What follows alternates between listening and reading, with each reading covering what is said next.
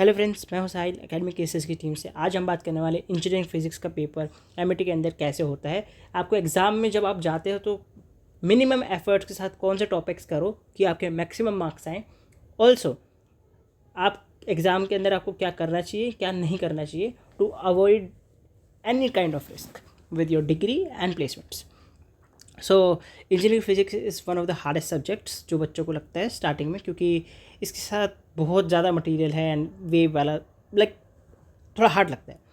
सो सारा study material already provided है, आप हमेशा की तरह हमारे ड्राइव्स से देख सकते हैं विच इज़, और ये पूरी पीडीएफ भी ऑलरेडी प्रोवाइडेड है। So you see there also see, ये है ईशान भाई करते थे। तो सारा मटेरियल हम ऑलरेडी यहाँ पर दे चुके हैं, ये रहा पूरा मटेरियल। एंड उसके बाद अब हम बात करने वाले एग्ज़ाम हॉल। एग्ज़ाम हॉल के अंदर हम क्या करें क्या नहीं करें। सो फर्स्ट चीज़ की हमको है ना, एग्ज़ाम हॉल में जितना हो सके उतना टाइम पे पहुँचना है। जितना हम टाइम पे रहेंगे उतना सही रहेगा, ठीक है। सो इसमें कुछ एक्सप्लेन करने की आई डोंट थिंक सो ज़रूरत है। अब इसमें सबसे इम्पोर्टेंट पूरी वीडियो में जो होगा वो होगा ये 2 पॉइंट्स, ठीक है। क्योंकि देखो, चीटिंग नहीं करनी है, चीटिंग इज़ एन आर्ट, सबसे नहीं होती है। एंड अनफॉर्चुनेटली अगर आपका लक खराब है एंड आप पकड़े गए देन आपको यूएफएम लग जाता है। यूएफएम इज़ अनफेयर मीन्स जो आपकी प्लेसमेंट्स में बहुत ज़्यादा दिक्कत देगा, प्लस दो यूएफएम के वजह से आपको ईयर बैक भी लग सकती है। पूरी ईयर बैक, मतलब पूरे ईयर रिपीट करोगे, I don't think so anybody wants that, ठीक है। एंड आपकी डिग्री पे बहुत ज़्यादा रिस्क हो सकता है। सो ट्राई योर बेस्ट कि आप के यूएफएम ना लगे, चीटिंग ना करो, ठीक है। So with this I know it's not the worth risk, but ठीक है। अब उसके बाद हम बात करेंगे जब आपको क्वेश्चन पेपर मिल जाता है, अगर आपने थोड़ा बहुत भी पढ़ा होगा तो यू हैव आइडिया कि कौन सा इंपॉर्टेंट है कौन सा इंपॉर्टेंट नहीं है।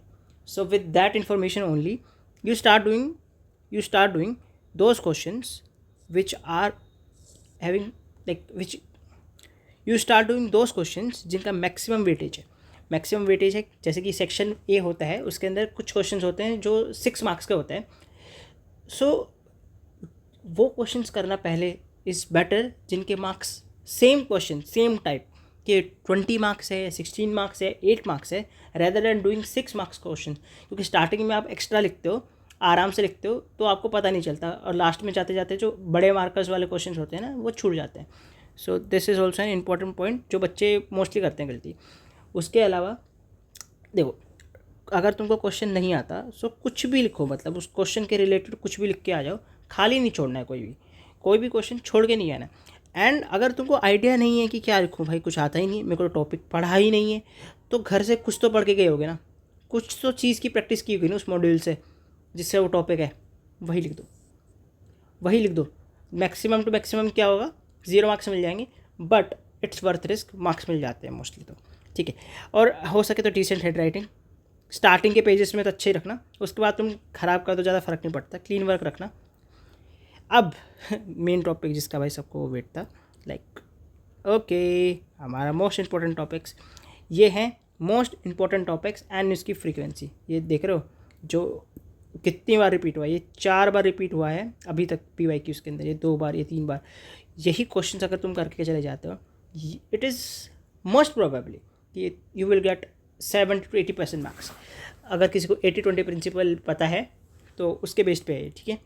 एंड यू सब यही देखते हैं, PYQs को देखने का मतलब ये होता है कि you see important topics. And for those, ये तो पिक्चर है, हम कॉपी नहीं कर पाएंगे, सो फॉर दोस हेयर इसका स्क्रीनशॉट ले लो, या फिर डायरेक्टली ड्राइव में से जाके एक्सेस ले सकते हो।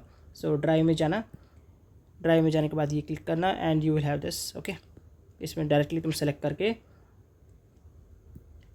you can just paste on Google and get answers of it, okay. So after this these are important questions, ठीक है।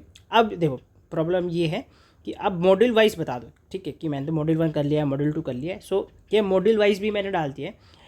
एंड अब इसमें जो ग्रीन मार्क की है, ये अब देखो क्वेश्चन रिलेटिव होते हैं, मतलब टॉपिक रिलेटिव होता है, सब्जेक्ट रिलेटिव होते हैं पर स्टूडेंट। सो किसी को एक सब्जेक्ट ईजी लग सकता है, जैसे कि थर्मोडाइनमिक्स, बायोटेक के बच्चों को ईजी लग सकता है, हार्ड भी लग सकता है। वही बीटेक वाले बच्चों को दैट विल बी लाइक कि नहीं, हमारा मैथ्स देखो कितना हार्ड है, तुम्हारा बायोटेक में क्या ही है। एंड बायोटेक वाले नहीं तुम हमारा दुख समझो। So I hope people can relate this. So सब सब्जेक्ट्स किसी को ईजी लगता है, किसी को हार्ड लगता है. सो मैंने अपने हिसाब से ये बनाया कि लाइक जो ग्रीन मार्क हैं दे आर ईजी टॉपिक्स जो आप जल्दी समझ सकते हो कंपेयर टू अदर टॉपिक्स जो थोड़ा समझने में टाइम लगता है. सो यू कैन, अगर कुछ नहीं किया है तो ये कर सकते हो. एंड इनके नीचे डिटेल में लिखा हुआ है कि ये टॉपिक्स हमने क्यों चूज़ किए हैं, ये इंपॉर्टेंट टॉपिक्स क्यों हैं, second module, third module and fourth module. So I hope physics थोड़ा हार्ड होता है. एंड अगर आप ये लास्ट मॉड्यूल में देख रहे हो तो ये है आपके लिए पूरा.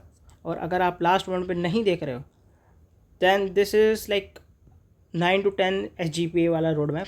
You can easily follow it.